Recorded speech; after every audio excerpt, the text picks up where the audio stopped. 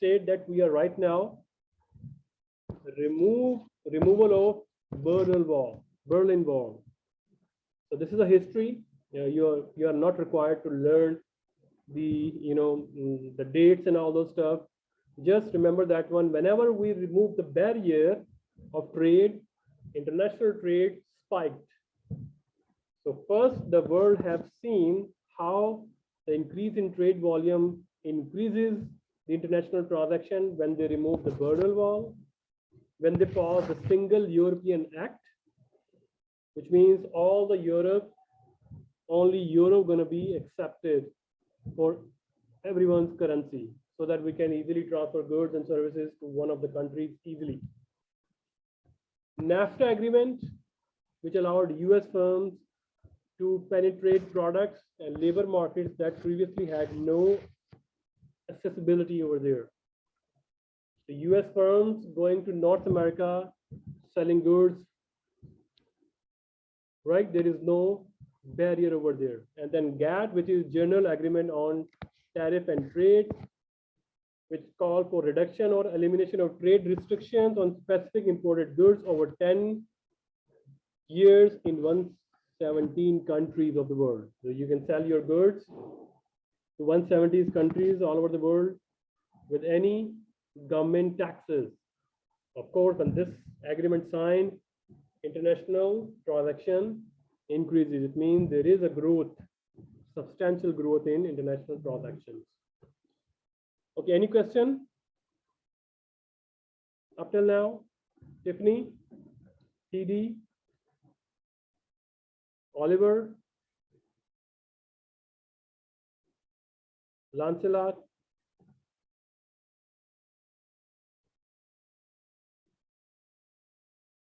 EGA.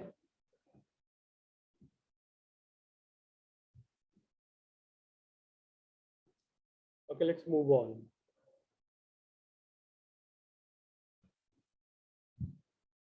We have seen the trade volume increase, the inception of euro, which reduced the cost and risk associated with converting one currency into another one.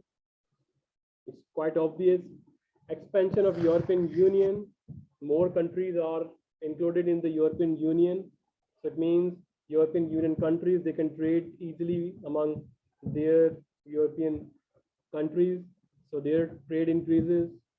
Other trade agreements, so any kind of agreement which reduces the trade restrictions, increase the international trade volume, increase the international trade transaction. It increases the flow of funds overall, international flow of funds.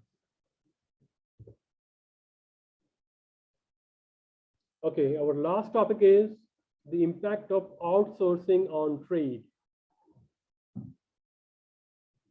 So with the inception of MNCs, because the major operation of the MNCs is to make, produce, or buy goods from where it is more cheaper, and then sell it where you can sell it, and the difference is they are earning huge profits.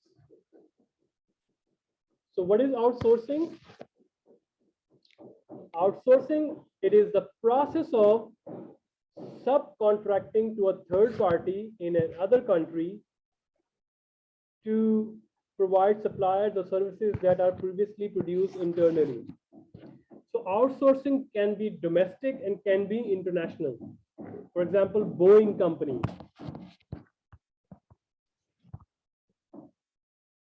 We already know that Boeing is airplane company. Engines are making by some other company, which is located in some other parts of the world, like mostly in Japan, in China, in Korea, right? So they import all those goods, and in US, they assemble it, make a plane and sell it. So previously they are making the engines by themselves, making all the stuff, the tires, the wings, everything they are making internally in US, but then they realize that it is more cheaper to let this operation handled by third party, which is in Japan. So because we focus on aerodynamic stuff, the design, so we focus on this one, and the production department we outsource to other countries, which is cheaper to us. In this case, we increase our profitability and we stay focused on our strength. So impact of outsourcing is that it increases international trade activity. Of course, we are importing from another country. It means there is international transaction, the volume increased. Number two, so you know that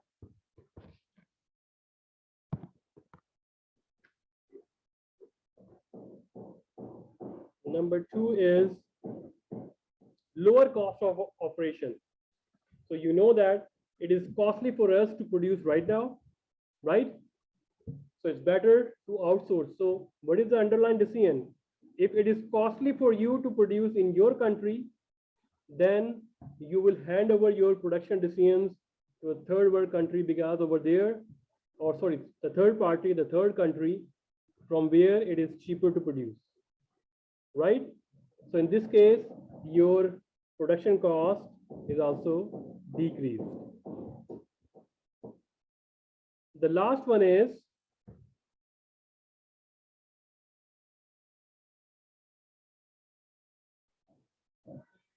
so we have discussed the outsourcing, international outsourcing, which increases the international trade, plus it lowers the cost of operations. So it has a criticism as well. So if you are outsourcing, then what happens? It may reduce the job.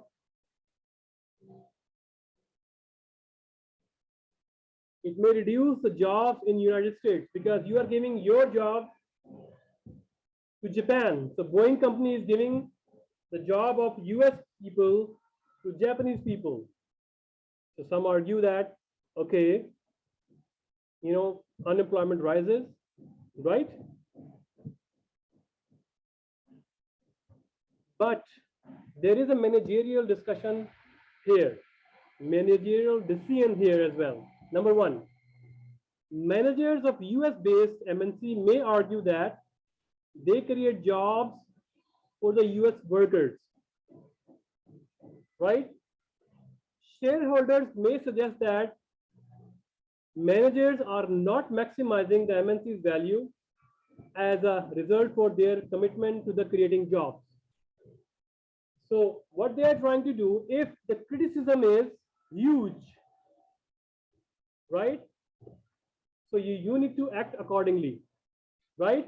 So the managers of US-based company, they may argue that if they are receiving the outsourcing, so in this case, you are outsourcing. If you are in Japan, and Japan has outsourced its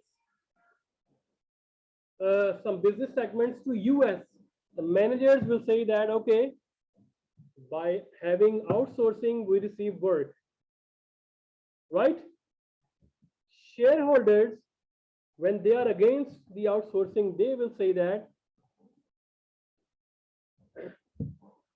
we are only looking for maximizing the wealth. That's it. And if you create a job here in US, you are not outsourcing, then the benefit of outsourcing is lower cost of operation. So if you are not outsourcing, it means you are costing us money, right? So managers are now in a state of dilemma that if we don't go for outsourcing, then our shareholders may be angry with us. The third point, top managers should consider the potential savings that could occur as a result of outsourcing. Right? The managers must also consider the possible bad publicity or bad morale that could occur among the US workers. If you go for outsourcing, if US go for outsourcing and give jobs to other countries, there's going to be a bad publicity for you guys. Maybe some political, personalities go against you, and they, give some statements for bad publicity and all like that. For example, if you remember the Nike case, right?